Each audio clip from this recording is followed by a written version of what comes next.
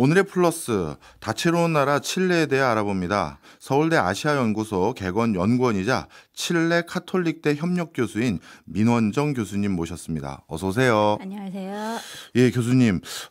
사실 칠레가 점점 우리나라에게 다시 더더욱 중요한 나라로 급부상하고 있는 것 같은데 이걸 어떻게 하면 좀 세부적으로 또 정교하게 공부해 볼까 했는데 세상에 칠레에 살다 오신 분이 계시네요. 네. 교수님께서는 칠레에 얼마나 사셨어요? 2004년 2월에 도착해서 2020년 7월 말에 나왔죠. 이야, 그럼 꽤 17년 정도. 예. 네. 지금도 마음의 반은 칠레에 있죠. 그렇죠. 17년 정도 살면 애정도 생기죠, 당연히. 애증. 네. 자, 칠레 땅이 정말 길쭉한 것 같아요. 네. 지역마다 환경이나 문화 차이도 그만큼 큽니까?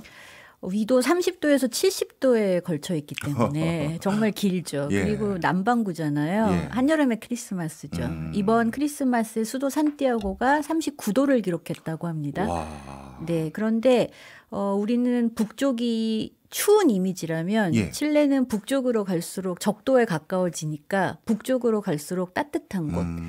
그래서 북향집이 좋은 집.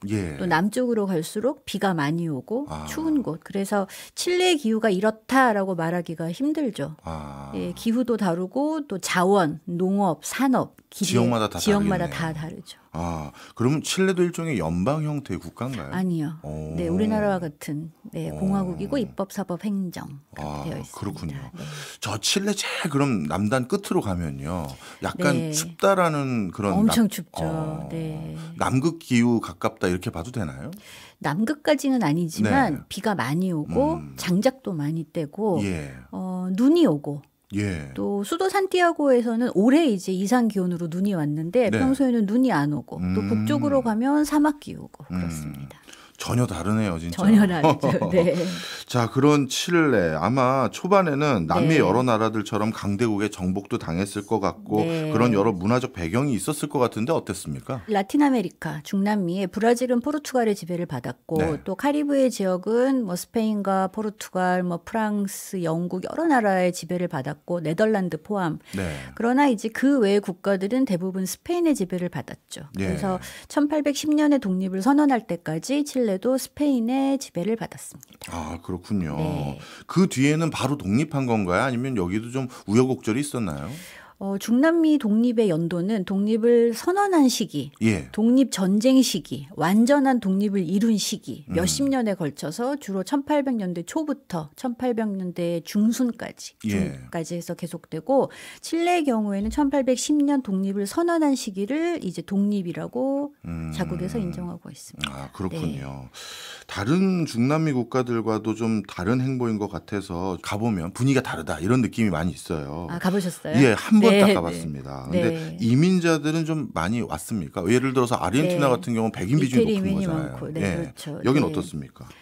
칠레도 이제 원래 원주민이 있었다면 이후에는 스페인 정복 시기에는 스페인 사람들이 들어갔고 또 식민지 기간 또 독립 이후에는 특히 유럽 사람들이 많이 갔고 칠레는 정책적으로 북유럽 이민 특히 독일 이민들을 많이 받아들였기 때문에 또 칠레 남부에 가시면 독일 마을도 있고 사실 유럽인들은 이제 칠레인이 되었기 때문에 더 이상 유럽인들을 이주민으로 취급하지 않죠. 그러나 이제 최근 들어서 이 베네수엘라, 콜롬비아, 페루, 볼리비아 이웃 나라에서 넘어오는 새로운 이주민 문제가 지금 발생하고 있죠. 그렇군요. 그러면 어떻게 보면 칠레 사람들은 마치 미국처럼 여러 국가에서 이주해 온 사람들로 모여져 있기 때문에 약간 다문화 정책성 이런 게 있다 이렇게 봐도 될까요? 다문화인데 단일 문화입니다.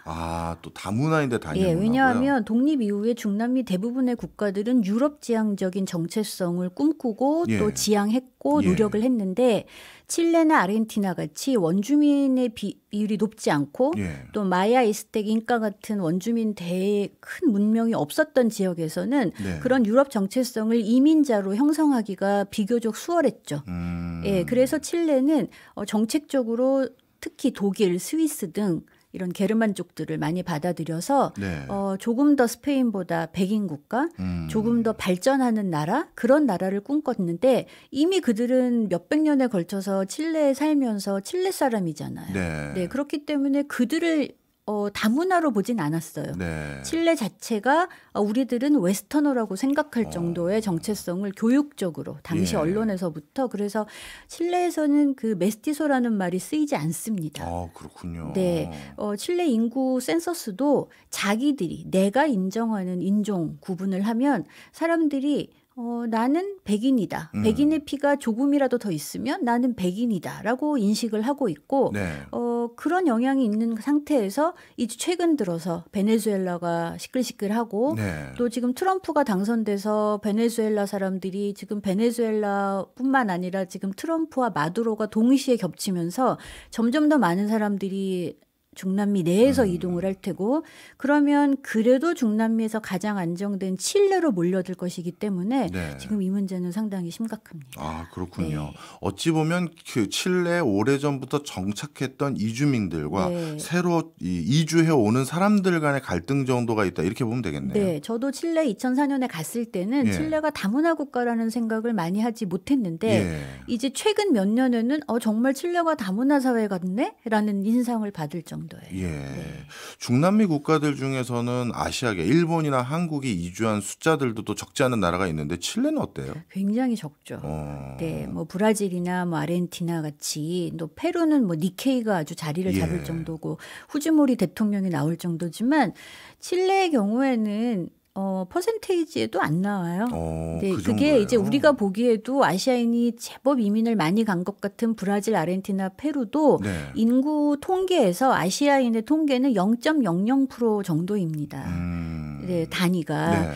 그렇기 때문에 칠레는 더하고 또 우리나라 이민이 본격적으로 가기 시작한 것은 1970년대. 예. 이게 박정희 정권과 피노체트 두 군사 독재 정권이 맞물리면서 시작되었기 때문에 예. 이민 역사도 짧고 그러나 이제 중국 이민들이 요즘에 정말 물밀듯이 들어오고 있습니다. 그렇군요. 네.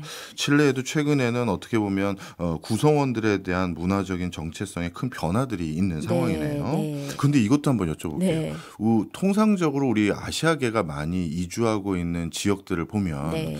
그래도 태평양에 연안되어 있는 도시들을 많이 선택을 한 것 같아요. 네. 미국 같은 경우는 LA라든가. 그렇죠. 네. 근데 칠레는 상대적으로 다른 중남미 국가에 비해서 안전하고 네. 그래도 살기 좋은 지역이 꽤 있는 동네인데 네.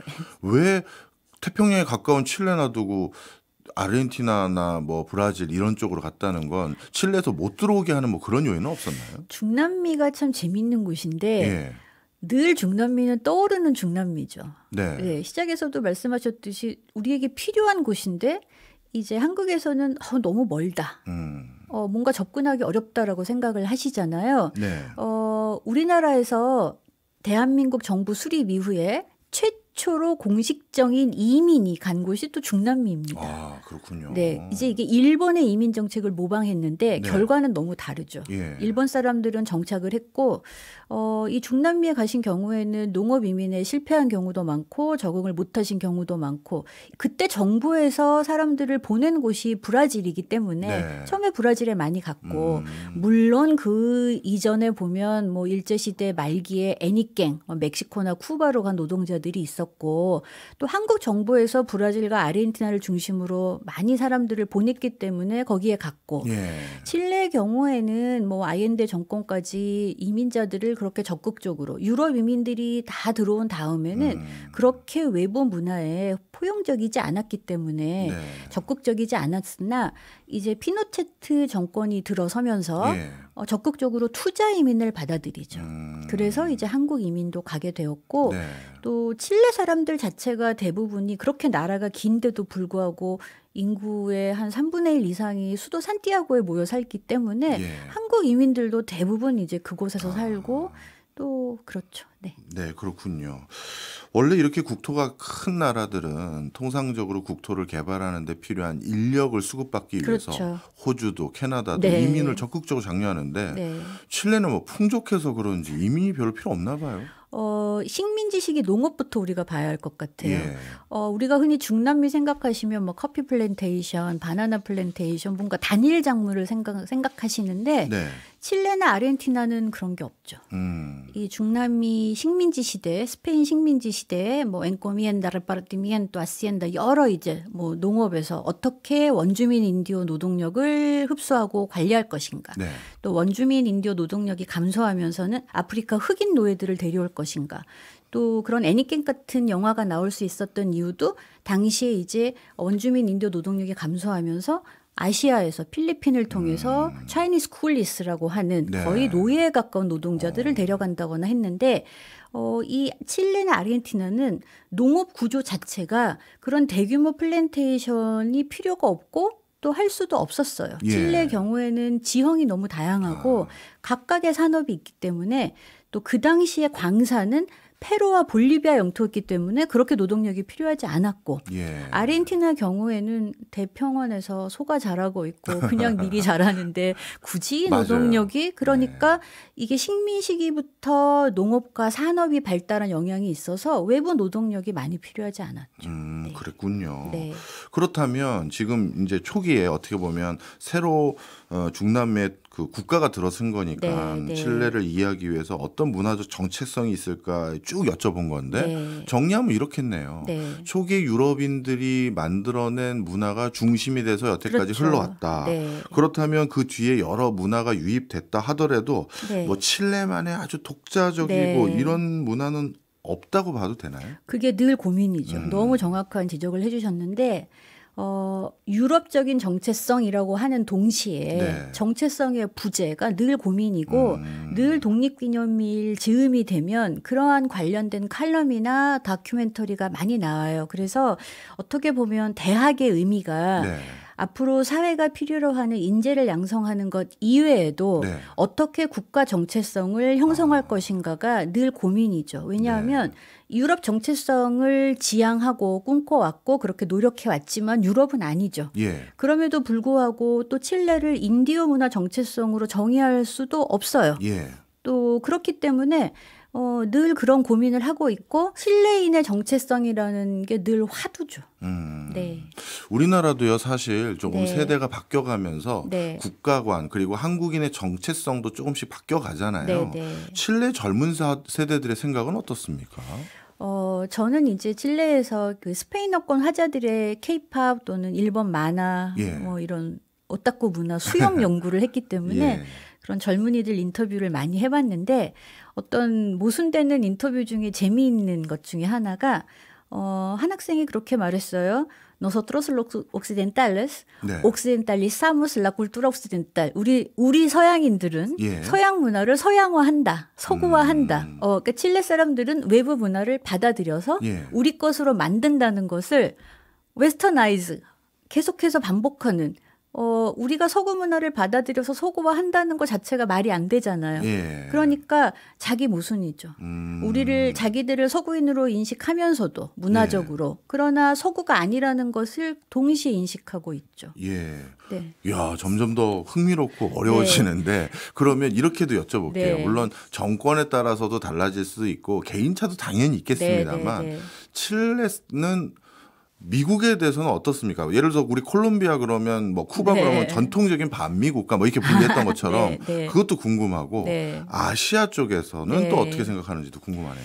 그 반미라는 개념이 중남미에 그렇게 강하지 않아요. 왜냐하면 그리고 미국과 지리적으로 가까울수록 네. 뭐 멕시코처럼 미국이 감기에 걸리면 뭐 독감이 걸린다는 네. 그런 멕시코 같이 지리적으로 가깝지도 않고 또 니어쇼링 효과도 뭐 미국과 뭐 그렇게 비행기로 12시간이 걸려요. 그래서 반미 감정은 그렇게 강하지 않아요. 물론 네. 이제 한국에서 뭐 연구하시는 분들 중에는 피노체트 독재 정권이 들어서는데 미국 CIA 개입이 있었다 이런 연구가 많이 있지만 예.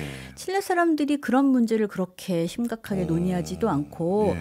또 무역의 약 39%가 중국이에요. 예. 그 무역도 중국, 미국, 일본, 한국 순인데 네. 심지어 브라질을 우리가 앞설 정도인데 중국이 거의 뭐 39%, 40% 가까이 차지하고 있고 미국은 15%도 안 돼요. 네. 그리고 이제 워낙 유럽 지향적이기 때문에 엘리트층에서는 유럽 문화를 존중하고 미국 문화를 조금 천시하는 경향이 있죠. 예를 들어서 제가 이제 오타쿠 연구를 하다가 보니까 네.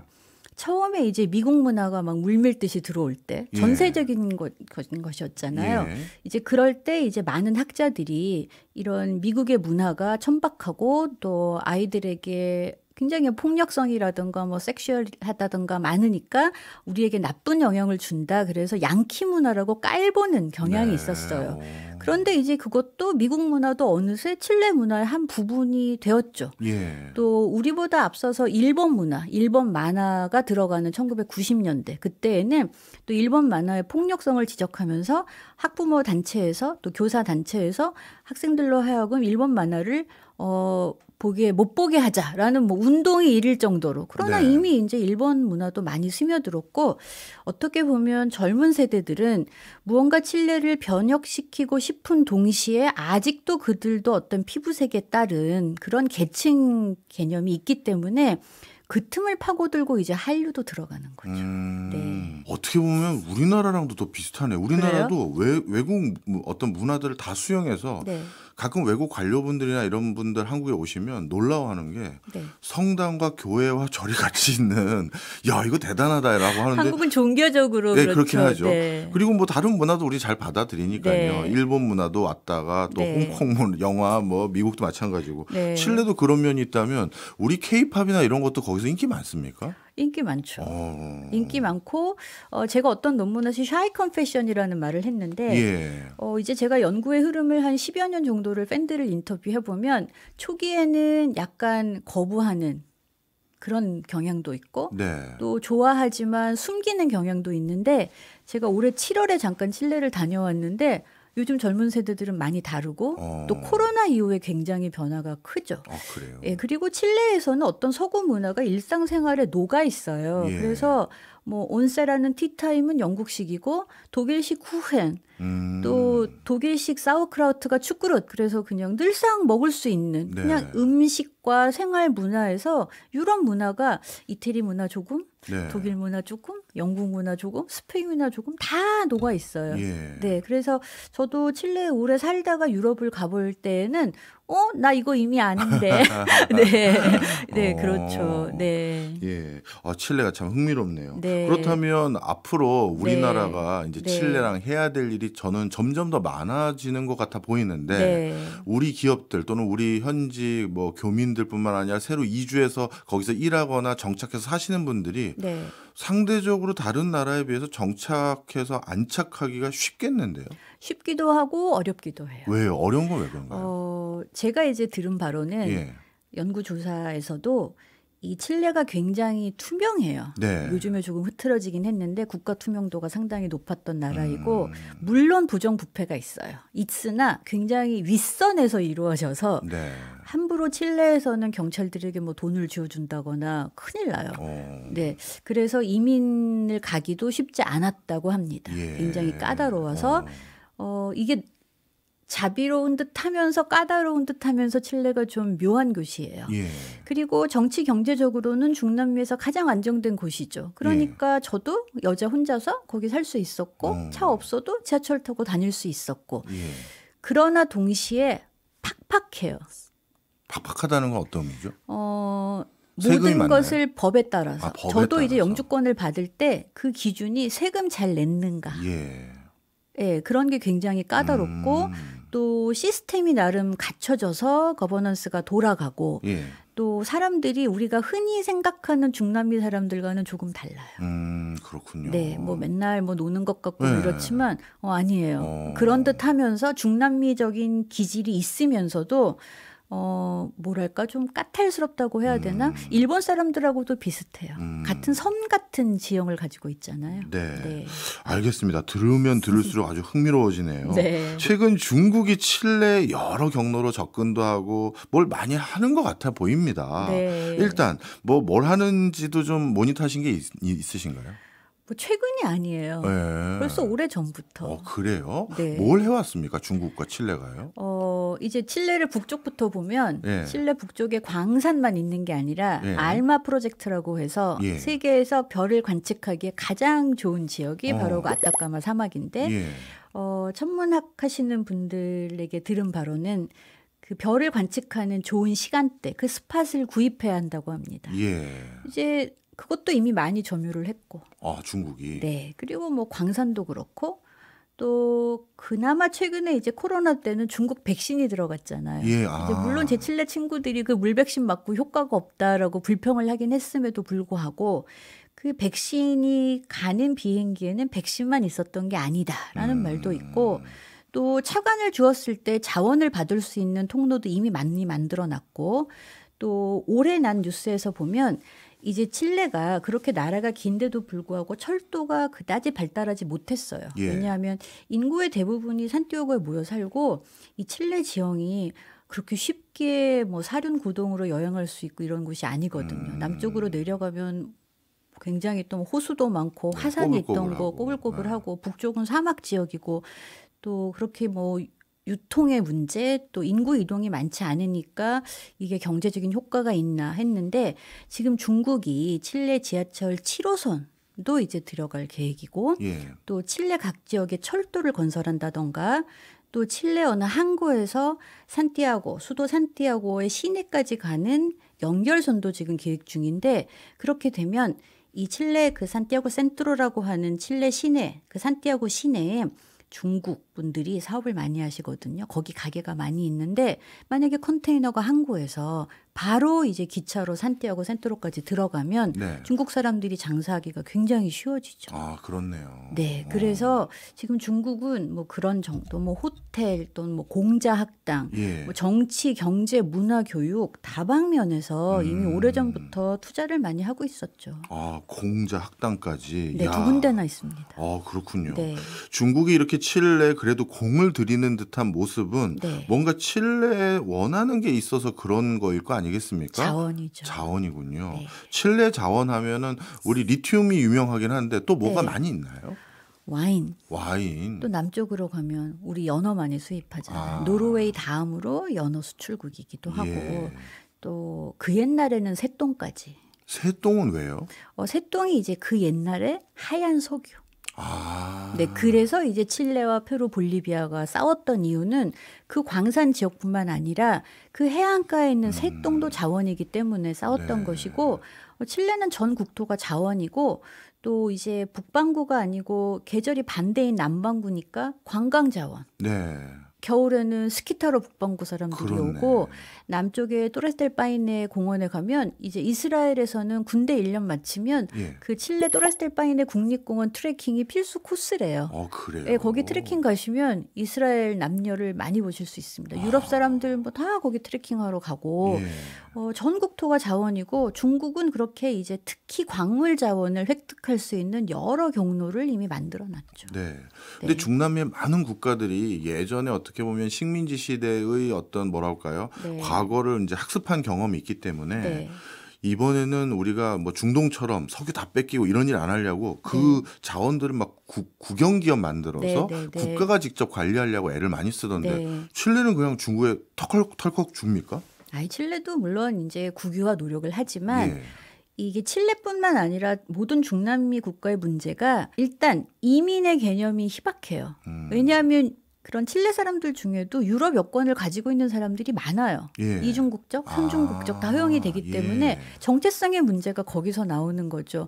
내가 유럽과 사업을 해도 그 사람이 내 친척이지 남이 아니에요. 예. 네, 남의 나라에 준 게 아니라는 그런 개념이 있고 또 중국의 경우에도 우리가 생각하는 식민 개념과는 다르죠. 왜냐하면 식민의 후손들이 결국은 지배층이 되어서 오늘날까지 칠레 사람들이 되었잖아요. 네. 그렇기 때문에 어떤 반식민이라든가 뭐 포스트 콜로니얼리즘도 연구가 좀 달라져야 하고 그런 개념이 아니고 또 중국은 가져가는 것만큼 많은 것을 주기 때문에 서로 상호 교환의 개념이지 모든 것을 다 뺏기겠다 이런 것은 아닙니다. 네, 그렇군요. 네. 지금 1부부터 지금까지 교수님 말씀을 다 듣고 보니까요. 네. 칠레는 자원도 많고 네. 그다음에 관광하러 다니기도 좋고 또 뭐 식민 뭐 이런 거에 그렇게 민감하지도 않고 네. 성격이 느긋할 것 같은데요. 칠레의 국민성이라고 해야 될까요? 그런 거 어떻게 보세요? 우리나라에서 가시면 느긋해 보이지만 네. 다른 중남미를 여행하시다 가보시면 전혀 느긋하지 않아요. 아, 어느 정도 수위인지는 감이 오네요. 네. 그러면 이 칠레는 그럼 중남미에서는 경제 강국으로 분류를 할 수 있는 위상입니까? 그렇죠.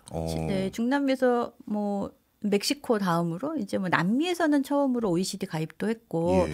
그러나 워낙 빈부격차가 심하기 때문에 우리나라 기준으로 이 나라가 어느 정도 산다라고 평가하기가 쉽지 않죠. 아, 빈부격차가 심하기 때문에 1인당 국민소득은 의미가 없는 거네요. 별로 의미가 없죠. 네. 그러면 아르헨티나처럼 네. 백인들 중에서 최상류층이라고 해야 될까요? 네. 상위 계층은 엄청난 부자를 들이고 그렇죠. 뭐 원주민과 그런 나머지 분들은 네. 좀 어렵고 네. 이 수준이 칠레도 고스란히 그런가요? 그렇죠. 중남미 전체가 그렇고 칠레는 특히 그렇습니다. 네. 그러면 칠레 주로 이제 유력한 그 계층들은 네. 뭘로 그렇게 돈을 계속 법니까? 식민 시기부터 이어온 유산이죠. 아. 칠레에는 졸부가 없어요. 네. 있을 수가 없어요. 우리나라처럼 뭐 재개발을 한다든가 갑자기 뭐 그런 게 아니기 때문에 식민 시기부터 형성되어 온 엘리트층, 네. 이제 과두계급, 올리가르키라고 하는 그 층이 결국은 경제와 정치와 교육과 문화와 모든 것을 장악하고 있고 결국은 맥시멈 20%? 뭐 10에서 15%가 사회 전체를 이끌고 있기 때문에 네. 이 나라가 한국의 뭐 70년대 같군, 80년대 같군 이렇게 얘기할 수가 말할 없군요. 수가 없죠. 그렇네요. 네. 그런데 우리나라 같은 경우는요, 만약에 그렇게 네. 특정 소수가 네. 국가의 대부분을 어떻게 보면 장악하고 있다고 해야 될지, 운영하고 있다고 해야 될지 뭔지 모르겠습니다만 네. 그런 상황이면 우린 좀 용납 못하는 국가일 것 같은데 네. 그 나라 국민들은 그걸 그냥 지켜보고 있나요? 그래서 2019년 10월에 대규모 시위가 발발했던 거죠. 네. 그런데 저는 이제 그때 느꼈던 점이 이게 결국은 다시 본론으로 돌아가서 시위를 할 줄 모른다라는 걸 제가 느꼈었어요. 그래요? 그건 무슨 왜냐하면 소리가요? 어떤 이제 뭐 경영학을 하신 분들은 다 아시는 문화적으로도 컬렉티비즘이나 인디비주얼리즘이냐가 그 서구적으로 또 칠레 사람들은 인디비주얼리즘이에요. 그런데 각 계층마다는 그 연대 의식이 또 굉장히 강해요. 그래서 홉스테드의 연구를 봐도 칠레는 컬렉티비즘으로 중남미는 네. 컬렉티비즘으로 분류가 되어 있어요. 예. 그런데 현지에서 살아보면 전혀 컬렉티비즘이 아니에요. 그게 보면 같은 계층끼리는 정말 단단하고 쫀쫀하게 네. 연대의식이 강한데 다 함께가 뭉칠 수가 없어요. 피부색에 따라서 또 성씨에 따라서 뭐 소득에 따라서 너무 여러 가지가 달라지기 때문에. 근데 이제 시위할 때 보면 모두가 하나의 목표를 중심으로 나와야 그 하나를 이룰 수 있겠죠. 네. 또 그래야 그나마라도 이룰 수 있을 텐데 너무나 각 계층이 원하는 게 다르고 이 식민 시기부터 형성된 계층의 개념과 부의 집중과 빈부 격차가 몇백 년에 이어진 것이기 때문에 하루아침에 될 수는 없고 너무나 물가도 오르고 살기가 힘들어지니까 다 거리로 뛰쳐나왔는데 하나의 목표가 아니고 어떤 대표자가 없어요. 협상의 대상이 없어요. 예를 들면 이제 그때 뭐 일본 만화 팬들이나 케이팝 팬들도 막 플랜카드를 들고 나갔어요. 그래서 예를 들면 뭐 BTS의 노래 가사에 뭐 희망을 상징하는 또는 뭐 사무라이들의 뭐 어떤 대사를 들고 나갔다고 해도 그냥 왓삽으로 나 오늘 시위 나가는데 나갈래? 그래서 이렇게 그룹으로 나가서 가보니까 나도 있네, 너도 있네 이런 식이 많고 또 칠레뿐만 아니라 중남미에서는 시위가 일어나면 아주 일부의 반달리즘이 있어요. 약탈, 방화.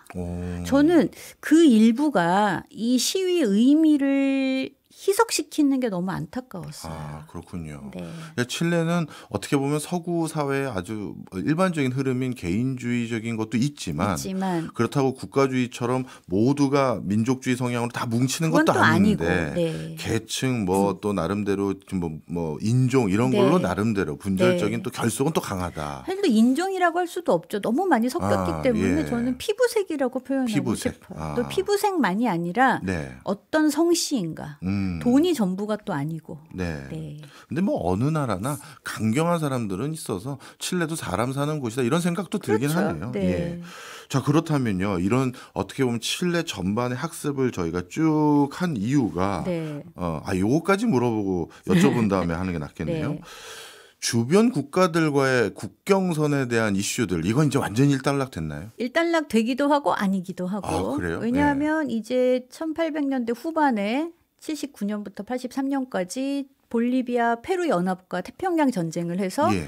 오늘날 광물 자원의 보고인 아타카마 사막을 칠레가 차지했죠. 예. 그래서 조약을 맺고 전쟁이 끝났다고 해서 페루와 볼리비아가 포기한 게 아니죠. 국제사법재판소에 소를 걸었는데 볼리비아는 완패. 또 페루의 경우에는 이제 해안선이 좀 조정이 됐어요. 예. 그래서 페루가 이겼지만 그렇다고 해서 아타카마 사막을 뭐 페루에 넘겨준 건 아니고 오늘날 리튬 트라이앵글도 볼리비아, 아르헨티나, 칠레지만 볼리비아는 내륙 국가이기 때문에 유통의 문제가 있잖아요. 예. 어디로 나갈 것인가 하는 문제가 있고 사이가 안 좋죠. 네. 모든 조약으로 국경선이 정해졌지만 예. 그러나 두 나라가 칠레를 좋아할 수 없죠. 네. 또 최근 들어서는 이 베네수엘라에서 사람들이 뭐 콜롬비아를 거쳐서 걸어서 내려와서 칠레로 와요. 예. 그래서 이 칠레에서도 요즘에 전에는 들을 수 없던 뭐 조직 범죄, 마약 그런 뉴스가 제가 사는 20년 가까이 정말 거의 없었는데 네. 이 코로나를 전후해서 칠레에서도 조직 범죄와 마약 소식이 들려요. 이게 베네수엘라에서 살기 힘든 사람들만 내려오는 게 아니잖아요. 그렇죠. 예, 그래서 이걸 바퀴벌레 효과라고 한대요. 예전에 미국이 뭐 멕시코에서 마약을 재배 못하게 하자 펑 하니까 콜롬비아로 튀어간 게 풍선 효과였다고 한다면 예. 지금은 이제 베네수엘라에서 다들 뛰쳐나와서 남미 전역으로 바퀴벌레처럼 그래서 이제 칠레에서는 불법 이민자 또는 뭐 범죄자들을 축출하는데 육로로 축출할 경우에 이제 페루와 국경지대에서 분쟁이 생겨서 군사 대치까지 갔었고 네. 아르헨티나의 경우에는 그 남쪽 지형이 굉장히 복잡하기 때문에 예. 이제 아르헨티나는 그 마젤란 해협 뭐 그 지역을 어떻게 할 것인가. 그때 이제 칠레가 페루 볼리비아와 싸우는 사이에 이쪽을 슬쩍 파타고니아를 넓혔으나 그래서 이제 파타고니아 가시면 칠레 측이 있고 파타고니아 측이 있고 마젤란 해협은 결국 칠레 차지가 됐고 남극은 어떻게 보면 주인이 없는 땅이지만 대부분이 칠레를 중심으로 영유권 그래서 이제 아르헨티나도 그 남극의 영유권 분쟁을 하지만 중남미 여러 나라가 남극 을 갈 때는 칠레를 경유해야 하고 또 칠레와 협력해야 하고 우리나라의 극지연구소도 칠레 punta arenas를 거점 도시로 해서 예. 남극을 가죠. 아, 그렇군요. 네. 역시 뭔가 자원을 많이 가지고 있거나 그럴 수 있는 국가들은 주변 국가들하고 역시 분쟁이 계속 있긴 있네요. 네. 자, 이걸 여쭤봤던 이유가요. 이제 네. 저희가 칠레 공부를 초기지만 어느 거 네. 했잖아요. 네. 이제 우리나라 네. 2차 전지의 강국이기도 하고 네. 그다음에 앞으로 뭔가 자원 수급의 새로운 유통망 이걸 확보해야 되는데 네. 그래야 뭐 미중 갈등 속에서도 우리가 우리 목소리를 일부라도 낼 수가 있는 거 아니겠습니까? 네. 칠레에서 한국이 기업할 여지 지금 중국이 다 한 것 같은데 있습니까?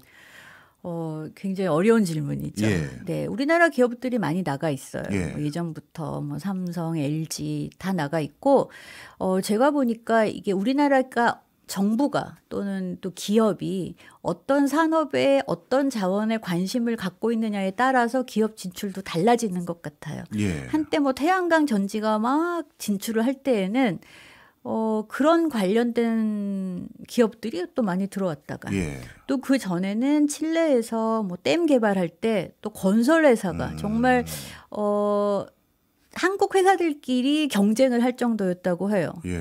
그랬다가 쑥 빠지고 그러나 어떤 산업에 중점을 두건 무언가 진출을 하면 그 일하는 사람들이 들어가고 그 사람들을 위해서 물류가 동시에 발달을 하더라고요. 네. 그래서 물류 회사들이 또 들어온 회사, 거기서 생긴 회사 그렇게 많이 달라지고 글쎄요. 지금의 최대 관심사는 광물이겠죠. 그러나 네.